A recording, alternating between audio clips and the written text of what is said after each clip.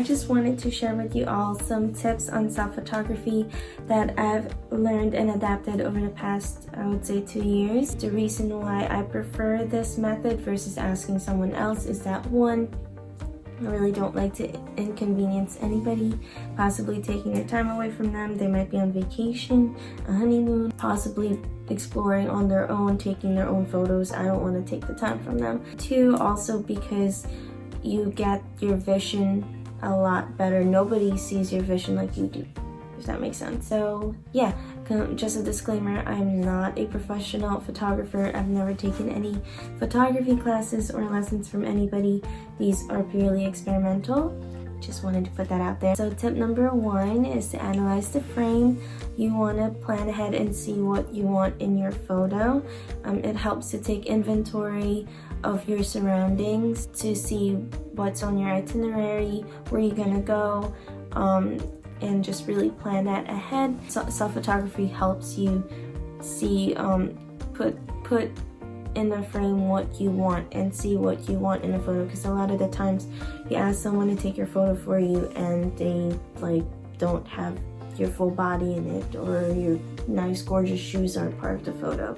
So self-photography helps a lot with that. You still need to plan though, so you want to just use your selfie camera just to help you see what's around you. I usually use my selfie camera to take my photos. It's just easier. You can see yourself better. It's kind of a given. You also want to see what the focus is on in your photo. So like, do you want it on like your ice cream or gelato, or a mine behind you? For whatever reason, no judgment. You just want to plan that ahead. You also want to check lighting, check the weather, and even see what time the sunset will be depending on your location. I find that taking a photo before noon or afternoon is best, because like when the sun is at its highest point, I just find that my photos aren't really the best. I personally don't like to take photos when the sun is at its highest, but again, to each their own. And lighting also helps you relay to the viewers or the audience what the focus is on in your photo. So like, you want to, if you know, usually the focus on your photo is you. You don't want the lighting behind you, so like, you don't want the sun shining from behind you, because that's gonna make it hard to have to focus on you. You're gonna be like shaded, so just be careful on that. Make sure your face is highlighted by the sun. It helps with relaying the focus.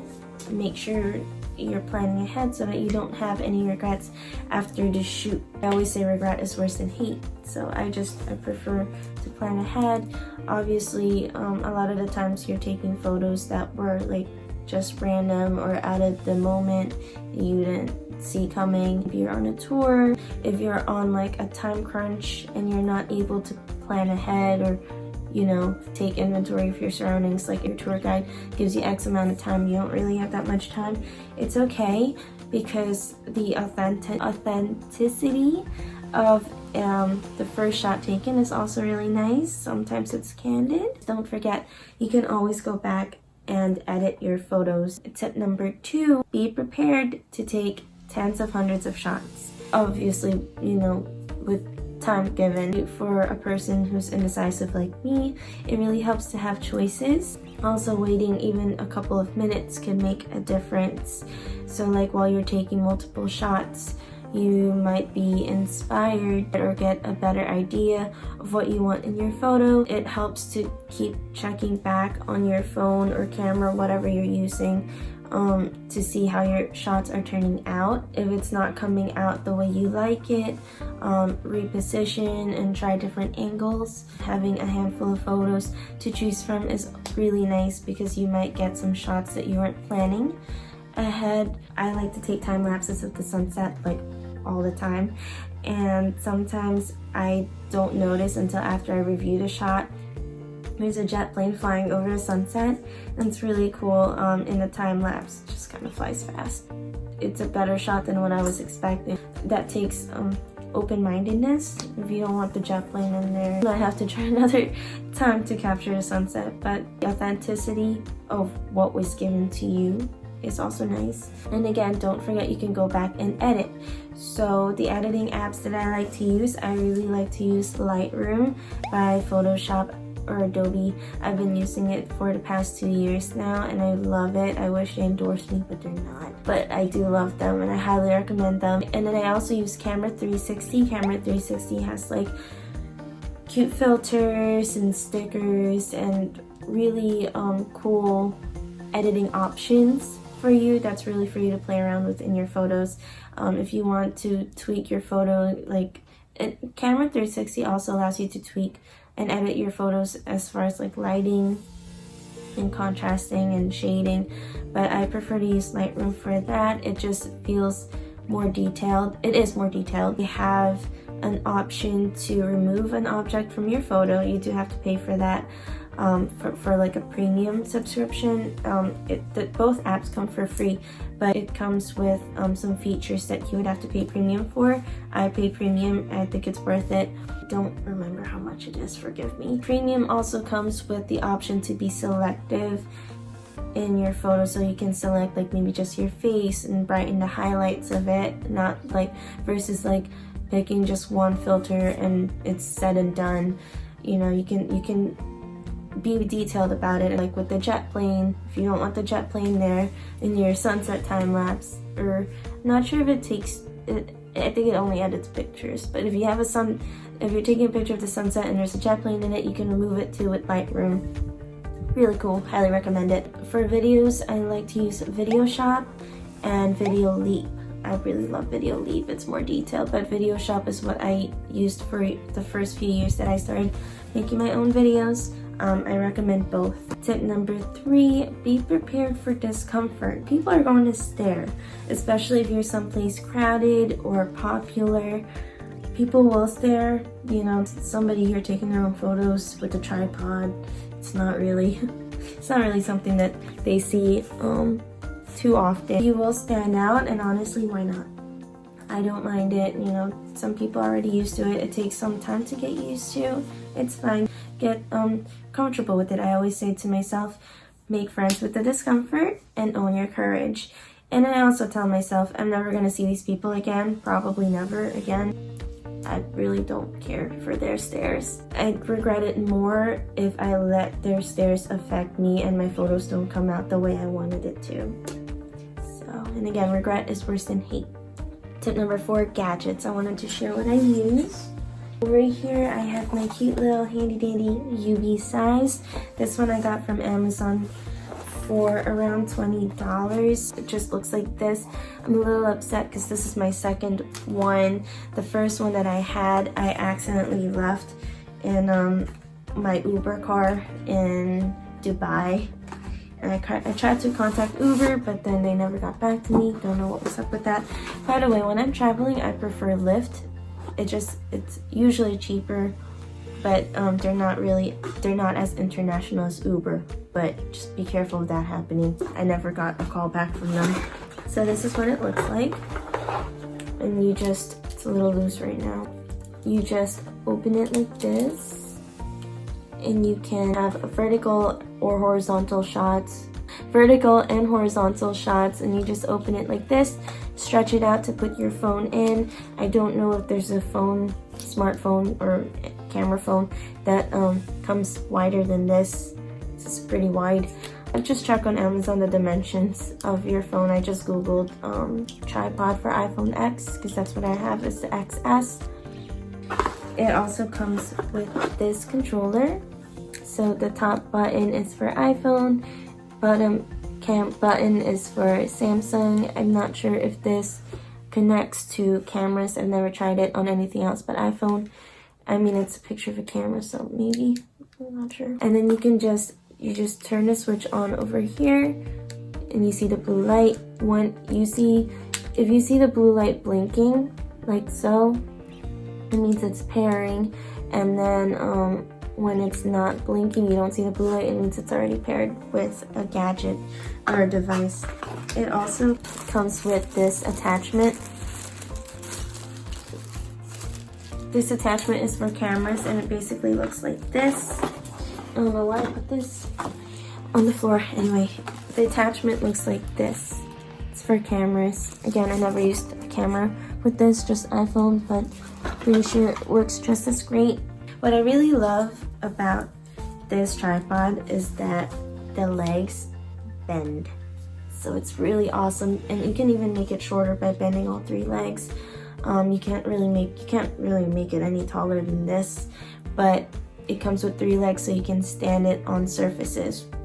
It's really awesome. When I was taking photos of myself in Turks and Caicos, there wasn't any surfaces or any platforms to stand this on top of. So what I did was I actually wrapped the legs around a railing that was nearby. Took the photos just fine. Nobody knows. Only you guys. Highly recommend this. Again, it's called UV Size. It's on Amazon. I'll list it down below. Second gadget I like to use is this. It's called the Keywing Lens Pro, and it comes in this container. It's not flimsy or anything.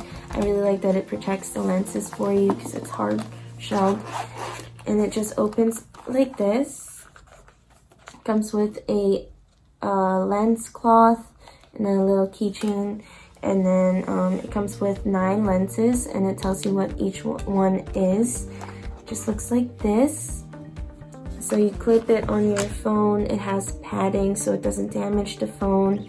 I've tried it on both cameras, so I tried it on the back camera of the phone and also the selfie orientation, and it works perfect with both. And what I like about this is that some of their lenses are stackable. So what I have here, it doesn't really focus. Here is the macro lens at the bottom, and then I have the super wide angle lens at the top. And I actually use this combination to take my photos with the Burj Khalifa. If you don't know, Burj Khalifa is the tallest building in the world currently. It's not gonna be soon, but yeah, I was able to capture it with this. I know the iPhone 11 comes with wide angle lens, but I have the XS, so that's also one of the reasons why I got the Keywing Lens Pro. Now, this was also around $15–20. If you have the budget, I would recommend going for something of better quality, because this one doesn't produce the best quality photos. My photos usually come out a little bit blurry, but the main reason why I got these was so that I'm able to capture objects in my photos, and it does just that. And again, don't forget that you can go back and edit. So like my photos of the Burj Khalifa, they came out a little bit blurry. I was able to go back and edit them. It's not the best quality photo, but it did what I wanted it to do, so I do recommend this for that. If you want better quality photos, I do recommend something else. You might get frustrated with this. The third gadget that I ordered, this came in last week, is this iSteady Mobile. I call it my gimbal. It's for a smartphone. What this does is it stabilizes your videos for you. The reason why I didn't open it yet, and you would think that I'd want to for this review, is because none of the photos that I'm using on this video were taken with this. So I'm just giving an honest video here. This is for those moments where I'm taking a time lapse of the sunset. It comes with a little stand. It'll keep everything steady, and we're just really excited to use this. It's also for vlogging, and it has motion time lapse. So it, like, if you're taking a time lapse of the sunset, it follows the sunset. Like, it just senses the object that you're trying to focus on. Really cool. I'm excited. Lastly, tip number 5 is to try moving while taking multiple frame shots. What I like to do is take, while I'm taking a photo, I like to just hold this down while moving in my photo. When I was taking photos in Turks and Caicos with the sunset, what I did was I actually entered the frame, twirled around left, entered the frame, twirled around left, and that's how I took my shots while holding this down. You can also use the timer on your phone. Hopefully we all have that. That also takes multiple shots for you, but this takes as much as you want it to, so I love this. Why I recommend trying moving is because sometimes you get photos that you never thought you could get. Your poses are natural versus trying to awkwardly strike a pose that your body isn't used to striking or making. Moving around presents your body naturally in the photo, so I like that. I'm not a model, so I don't really know how to strike a pose like that, and I find that moving around is more comfortable for me. You get really cool action shots in there as well. Like with your dogs, I do that too. Just be careful when you move around. You don't want to fall off a cliff or anything like that. Disclaimer. If you're struggling to figure out what the story of your picture is, or how to pose, or like what exactly to take a picture of, I like to go to Pinterest and just look for inspiration there. You can also Google Photos or whatever photo sharing platform there is, even social media. If you want to replicate a photo or just copy somebody else, you can do that too. So yeah, Pinterest is what I use. It's free. Make an account. These are my tips. I hope I didn't leave anything out. If you have any questions at all, please feel free to reach out or comment. I hope this helps. And yeah, thank you for watching, guys. I'll see you guys next time. Bye.